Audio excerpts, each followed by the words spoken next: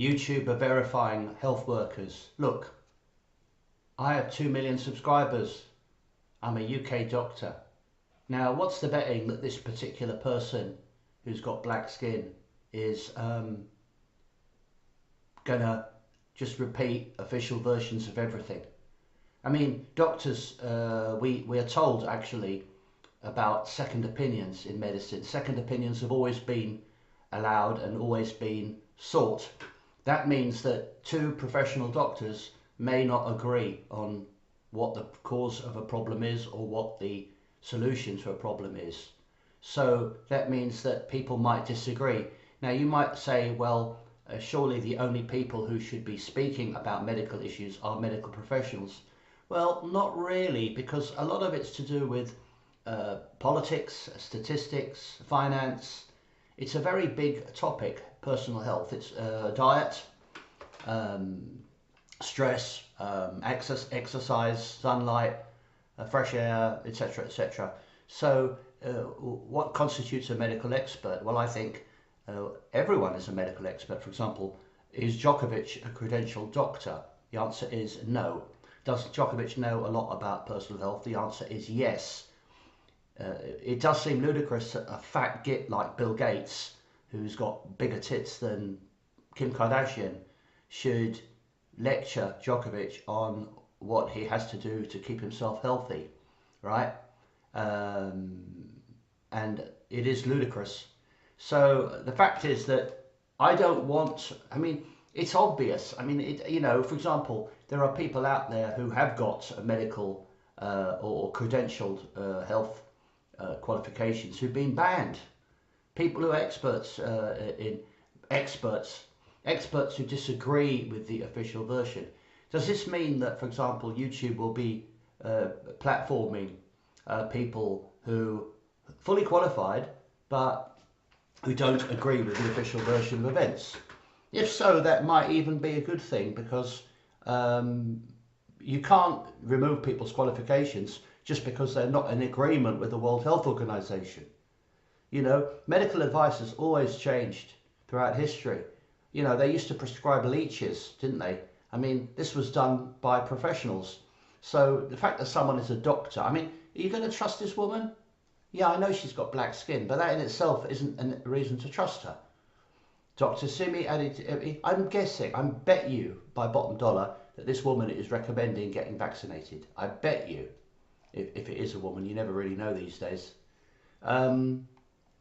Technology reporter, 3 billion times in the UK, applying for the scheme, will have a badge under their name. You see, I don't want this badge system, right? From a licensed doctor in the UK. The fact that somebody is licensed actually means that their license is dependent on them agreeing with the government narrative. That doesn't seem very independent to me. In principle, a doctor should be allowed to, must always do what they think is in the best interest of the patient. I think there's far too much emphasis on medication when it comes to health. They need to really look more at root causes. For example, will they remove Dr. Sunil Dand? I mean, I eventually took him off my list because he was more or less repeating himself. Every single video was him, saying welcome to another video and all the rest of it. And I like his content, and I agree with almost all of it, but he wasn't really telling me anything that I didn't already know. So, I mean, it just felt like a bit of a waste of time listening to him. But I presume he is a fully credentialed doctor. So is he going to get this, is he going to be given this badge? Why do we need badges anyway? It's a bit childish, isn't it? It's a bit like being a milk monitor at school. We don't need badges. We're adults, so we should be able to, but obviously cannot, I mean, in general sense, work it out for ourselves. I don't know. I'm personally, I'm not interested in this woman. I bet you she's recommending vaccines. Let's have a look, shall we? Well, I mean, I'm not that impressed really. I mean, it's about women's health and stuff. Pretty. Chicken skin, breast product for black skin, dark spots, pigmentation, strawberry legs, How to wash your vulva. Gordon Bennett. Really. Oh well, who knows? She's at least she's not going on and on about vaccinations. Oh Lord. What was her first one?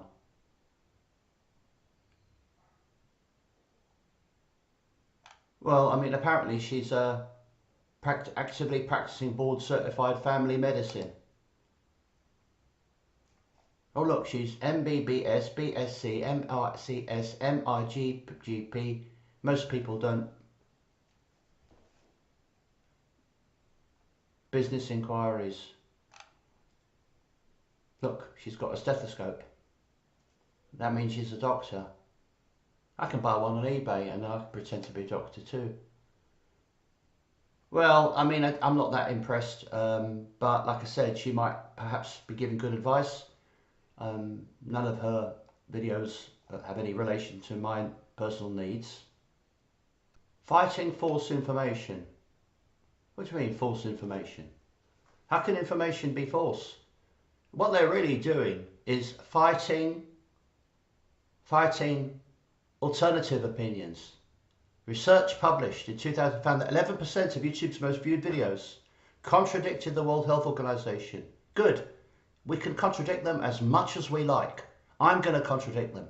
I don't give a shit what they have to say, and I never ever accepted any authority they have over my personal well-being. I don't like them and I don't trust them, and they're being funded by the lobby groups that make billions out of manufacturing crises.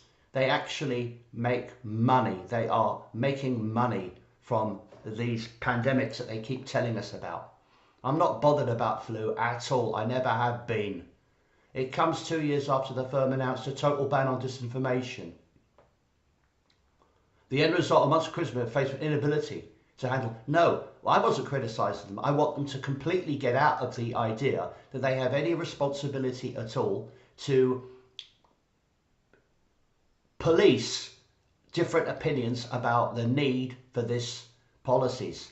Lockdown, face masks, vaccinations, which are endless.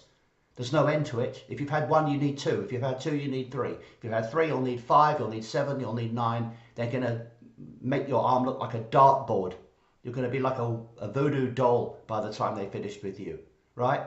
People are fully entitled, and this is something YouTube and everybody must accept, even if you believe in your innocence that vaccinations are good and they're done strictly for your benefit. You must at least allow people who do not agree to be able to have their say, right? I believe I have the total right to disagree with these policies, right?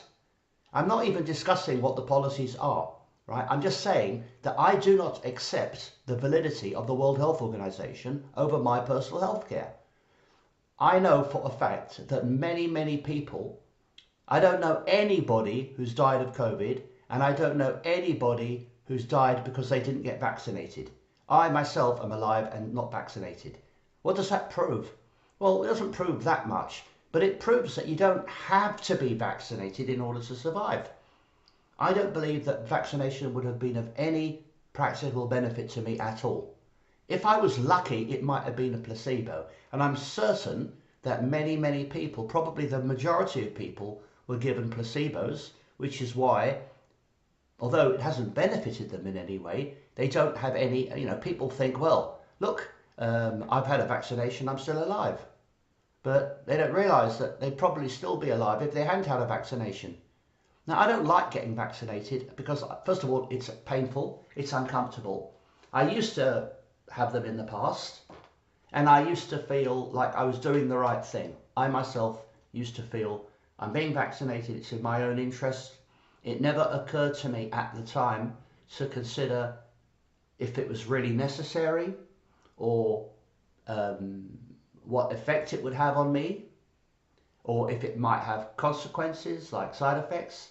It never occurred to me. I just assumed that there were people out there in society who wanted to help me and who wanted to protect me.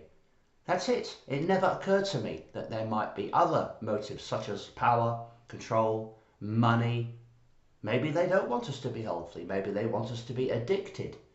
Drug addicts, for example. I mean, generally speaking, if if you were to go into the street and see somebody shooting up, you wouldn't necessarily think that was good for them. So being vaccinated, just because of somebody wearing a white coat, does it necessarily mean it's good for you? And the question again has to be asked over and over again. Why? And there's a possibility that YouTube will remove this video, right? Especially if I say, I have to give a fake title to it in order to maybe avoid being censored. We should be able to disagree with any policy at all that we don't agree with. It doesn't mean that you have to be an expert. I'm not a painter and decorator. I'm not a cabinet maker. I'm not an auto mechanic. If I want to give an opinion about cars, do I need to have a credentials as an auto mechanic? If I want to give an opinion about buildings or building codes, must YouTube insist that I have a degree in architecture, for example? The answer is no. We don't need this control. We don't need this bullying, this coercion. People want to see varying opinions. If it says here that 11% of YouTube's videos contradict the World Health Organization, well, what does that mean? It means that 89% of the videos confirm the, in my opinion, ludicrous and crazy dictates of the World Health Organization, right? Surely that's enough. Well, why can't it be, in an ideal world, it would be 50% for one and 50% for the other, and then we could compare the opinions and so on, and then we can then make our own conclusions. But they don't even accept 11%, only 11%. That's like 1 in 10, 1 in 9. 1 in 9 videos, according to this, do not contradict. Why can't we contradict? I want to contradict. I'm not obliged to agree with what I'm told. I am a human being. I'm an adult. I have experience of living many years on this planet, and I have an idea about what is best for me after having reviewed all the information, right?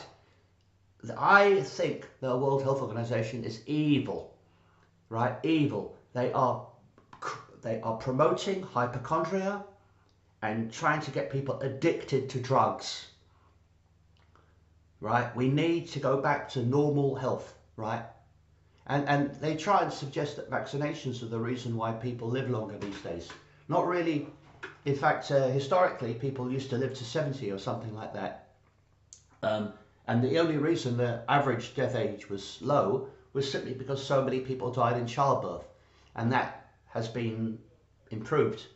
Child health has been improved a lot. Once you were born and once you reached a certain age, you tended to live a reasonably long life. Although in those days people did very dangerous jobs without safety equipment, like they were fishing and sailing and working down a coal mine. So the path to good health is not vaccination. The path to good health is stop worrying, start living, enjoy good food, do some fun exercise, get out, have some fresh air. What's this guy doing?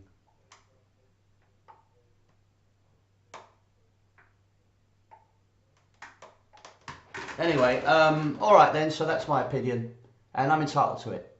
And so are you. You're entitled to your opinion. And I also believe that people, even if they're wrong, are entitled to give an opinion. I don't want to stop people. We can't stop. We must not. Even if people are actually wrong, we shouldn't have laws stopping them from being wrong. How would we know what's right unless we have freedom of speech? Freedom of speech is the bedrock of